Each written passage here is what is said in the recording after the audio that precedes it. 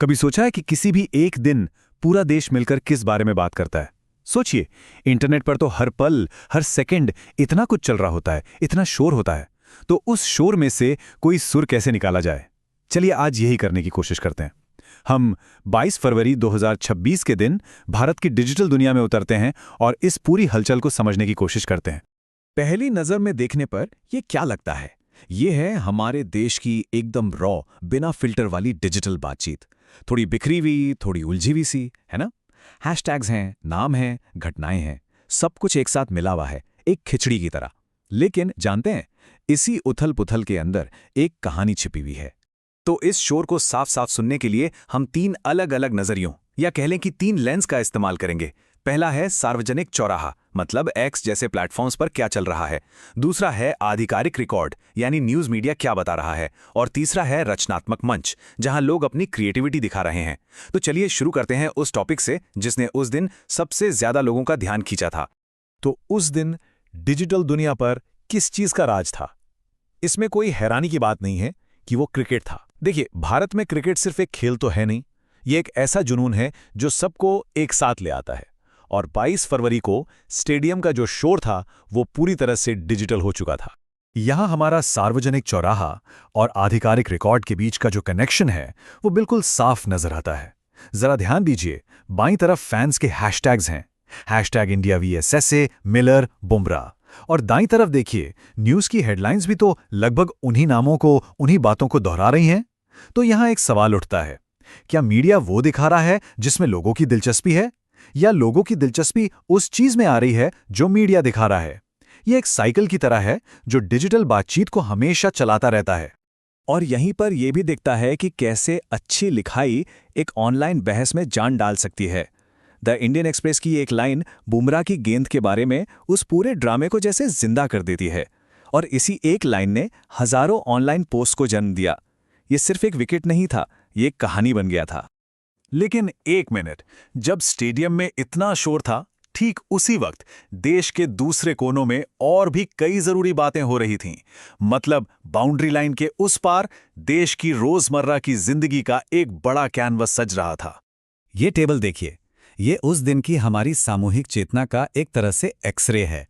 एक तरफ पूरा देश क्रिकेट के लिए चीयर कर रहा था, तो वहीं दूसरी तरफ धर्म पर, जस्टिस फॉर टीचर्स के साथ राजनीतिक इंसाफ पर और मेरठ मेट्रो जैसे लोकल मुद्दों पर भी जोरदार बहस चल रही थी। ये दिखाता है कि एक देश कभी भी सिर्फ एक आवाज में बात नहीं करता, ये हमेशा कई आवाजों का एक मिला-जुला सुर होता है।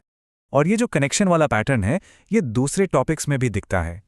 जैसे ही लोगों ने मेरठ मेट्रो और आरआरटीएस के बारे में ऑनलाइन बात करनी शुरू की, न्यूज़ चैनलों ने इस बात को पकड़ लिया और दिल्ली में एक नए ट्रांसपोर्ट हब पर रिपोर्टिंग शुरू कर दी। मतलब साफ है, आम लोगों की डिजिटल बातचीत सीधे सीधे मीडिया के एजेंडे पर असर डाल सकती है, और इसका उल्टा भी उतना ही सच है।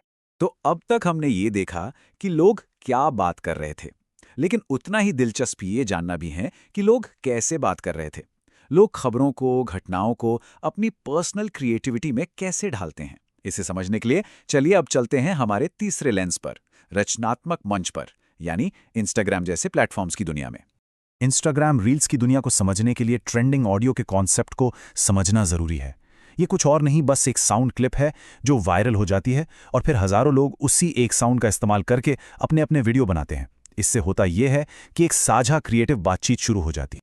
तो एक क्रिकेट फैन इसका इस्तेमाल कैसे करेगा? वो हाईलाइट स्विच ट्रेंड का यूज कर सकता है। एक जोरदार बीट वाला ऑडियो लिया, मैच के सबसे बेस्ट मोमेंट्स की क्लिप्स जमा की और फिर हर बीट पर क्लिप को स्विच करने के लिए एडिट कर दिया। लेकिन ये सिर्फ एक वीडियो नहीं है, ये तो अपने जोश को शेयर करने का और एक बहुत बड़ी फैन कम्युनिटी का हिस्सा बनने का एक तेज एनर्जेटिक तरीका है। या फिर एक और उदाहरण देखिए, रियलिटी टीवी शो ट्रेंड का इस्तेमाल करके फैंस अपने दोस्तों को मैच देखते हुए फिल्म कर सकते हैं और उसमें ड्रामेटिक म्यूजिक और जूम डालकर उसे एडिट कर सकते हैं। इस तरह मैच देखने का एक साधारण सा अनुभव एक मजेदार, शेयर करने लायक कहानी बन जाता है। ये सिर्फ मैच के बारे में नहीं है, ये उस अनुभव को जीने और शेयर करने के बारे में है। तो हमने इस डिजिटल दिन के सारे इंग्रेडिएंट्स देख लिए, सार्वजनिक चौराहे के टॉपिक्स, आधिकारिक रिकॉर्ड्स से उनकी पुष्टि और सोशल मीडिया के रचनात्मक मंच पर उनकी अलग अलग पेशकश। लेकिन कोई भी कहानी एक जगह टिकी नहीं रहती। डिजिटल बातचीत एक बहती हुई नदी की तरह है जो हर घंटे अपना रुख बदलती है। ये टाइमलाइन दिखाती है कि दिन भर में देश का फोकस कैसे बदला। सुबह की शुरुआत हुई नागरिक और राजनीतिक मुद्दों से, लेकिन जैसे जैसे दिन आगे बढ़ा, क्रिकेट ने पूरी बातचीत पर जैसे कब्जा ही कर लिया। हमारी जो कलेक्टिव चेतना है वो एक विषय से दूसरे पर शिफ्ट हो गई। और ये सब एक बहुत ही छोटे से दायरे में होता है। किसी भी एक पल में सिर्फ 50 टॉपिक्स ही नेशनल अटेंशन के शिखर पर होते हैं। सिर्फ 50। ये एक बहुत ही कड़ा मुकाबला है जो हमारे डिजिटल कल्चर के पल पल बदलते स्वभाव को दिखाता है। जो आज पूरे देश को जोश दिला रहा है, हो सकता है कल वो इस डिजिटल शोर में कहीं गुम हो जाए। आखिर में एक दिन का ये विश्लेषण सिर्फ ट्रेंड्स की एक लिस्ट से कहीं ज्यादा है। ये उन तरीकों को दिखाता है जिनके जरिए हम एक देश के रूप में बात करते हैं, कैसे हमारा ध्यान बदलता है और कैसे हम सब मिलकर किसी चीज को मायने देते हैं। और ये हमें एक आखिरी बड़े सवाल पर लाकर खड़ा करता है। अगर ये सिर्फ 24 घंटों की इतनी दिलचस्प कहानी है, तो सोचिए एक पूरे साल का डेटा हमारे समाज, हमारी कीमतों और हमारे भविष्य के बारे में कौन सा गहरा सच सामने लाएगा।